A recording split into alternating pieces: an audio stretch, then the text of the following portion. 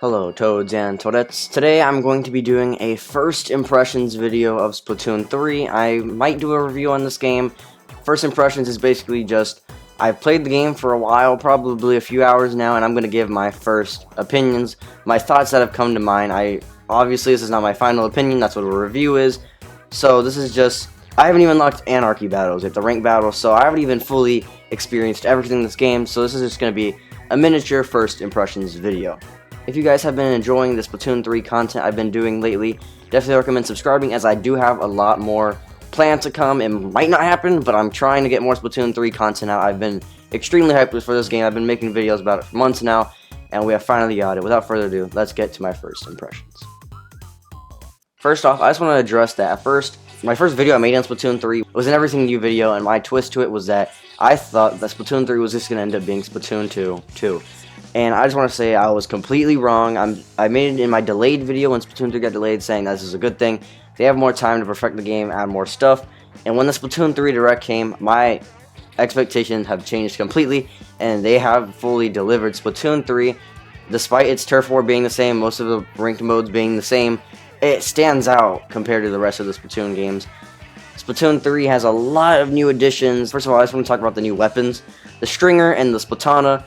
I don't have them currently in my Splatoon 3 save file, but I did play them during the Splatoon 3 test fire, and the Stringer is actually better than the Splatana. I thought it was going to be vice versa. No, the Splatana might as well wipe my butt because it sucks. Like, I mean, just use the paintbrush or like the splat roller, just not the Splatana wiper. That crap sucks. The Stringer is actually pretty decent though. I did enjoy it during the test fire, and I have seen some people on my team use the Stringer, and it looks pretty good. So the new weapons are pretty good, and obviously all the other weapons are back and are the same. I'm so glad you get the dualies pretty early, as I am a dualies main. Bruh. The tricolor turf war battles I have tried in the Splatfest, the test fire when that was out, and I am not the biggest fan. I'm not gonna lie.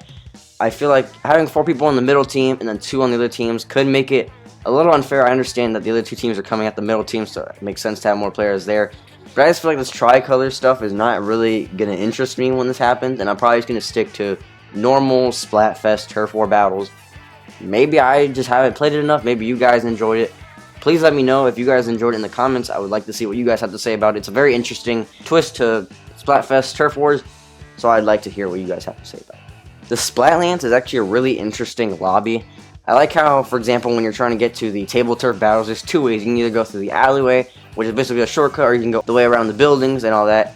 The shops are pretty cool, and also for the new shop, Atlantis, it is actually pretty cool, as I have designed my locker. In the locker room, I spent about 10 minutes. I do need the Property Brothers' advice on how to design lockers. Like, I was just there for like 5 minutes just trying to figure out like what looks good. I have like 1 shirt. I don't know, it's a mess in that locker, but it was fun. I've not actually bought anything from Atlantis, but for example, the sports comic is cool.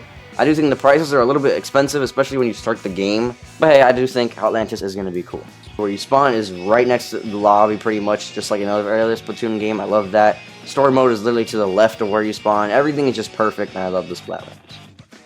And I just want to talk about the lobby. There is 9 different lobby themes, and all of them slap. Like, all of these lobby themes are good. I've always loved the lobby theme, especially the one from the first Splatoon game.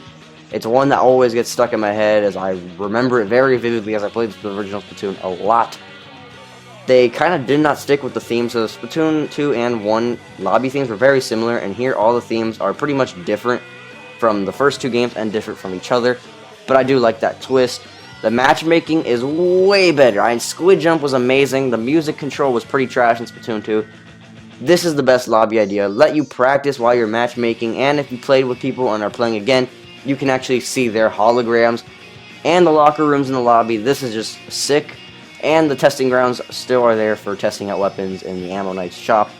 The lobby overall, and Crab and Go is there as well. You can buy your boost, your coin boost, XP boost there as well. And I'm pretty sure the teammate boosts are new, which is actually pretty cool. I don't see a lot of people using this though, as a lot of people are not courteous. Alright, now I want to talk about the story mode that takes place in Alterna. I think it's cool how you get stuff for your locker there too. Like, I got the stuffed Zapfish, that was pretty sick.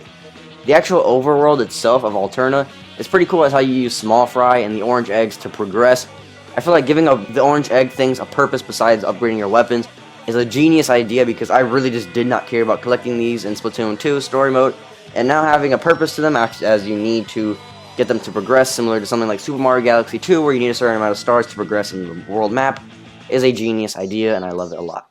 The actual level design itself is actually pretty decent, pretty similar to the first 2 games' level design, but obviously now you can use small fry to reach stuff that you haven't before, or use the new stringer and Splatoon. Moving on, I have not touched Salmon Run yet, so I'm just going to go based off of what I've seen in the trailers, and it looks amazing. I love Splatoon 2's Salmon Run. The Salmon Run is basically the same in Splatoon 3, but with new Salmonoid bosses, and also the new Kohuzuna, was that his name? Something like that. The new King Salmonid. I actually can't wait to fight this, but what I have seen of it, it does look sick. I gotta get it playing this. I'm sure I will enjoy it, though. For the final big edition, before I move on to small editions, is Table Turf Battles. I don't really like them. I enjoyed playing it, but I don't feel like it's something I'm gonna be like telling my friends to hop on. That's 1v1 in Table Turf Battles. You want to maximize your space using your cards. It's a cool concept. The only thing I find dumb is when you tie, when you both put something in the same spot or they overlap. I feel like having the number being bigger, whoever's number being bigger wins, ends up getting the space, or if it's a tie, it's a wall. I feel like it always should just be a wall, but I find it kind of dumb since the number thing is pretty RNG based on your cards. And also, I do not know how you unlock more cards, if there is more cards past the starter deck. But besides that, that's the only thing I really don't like about Table Turf Battles, and also I don't really understand the special attacks. It's a little bit complex, even like the tutorial says it. Maybe I just don't understand Table Turf Battles completely. I just don't really see myself getting into it. Now I'm just going to speed over some of the smaller editions. Skipping the news is absolutely amazing. Like, I can actually load up a Splatoon game in under a minute. Like, this is amazing. Like, thank you, Nintendo. Thank you so much. The only downside is that you don't get to see my boy Big Man. Very sorry. It's kind of like a trade-off there. I guess I could just look at images of Big Man. Okay, that's kind of weird. Moving on. Recon mode is also a really good way to just learn the maps, especially like Mahi Mahi Resort. I've played on that map, and I was totally lost. I feel like the middle is very tiny, so Recon mode really did help me understand the map more. The last thing that I touched is the replays. The replays do work well. I'm so glad these are a thing. So now you can share your clutch replays, or you can use them to forever remind your friend that he sucks at the game. And there you go, my first impressions of Splatoon 3. I'm obviously not going to give it a rating, as this is just first impressions. If I do a review, that is where I will give it a rating. But for now, this is my first impressions, and so far, it is pretty good. And I am very hyped to get into especially the ranked modes, or how they call it, anarchy battles. Do some Salmon Run and Turf War with my friends. It's going to be amazing, and I can't wait to play some more.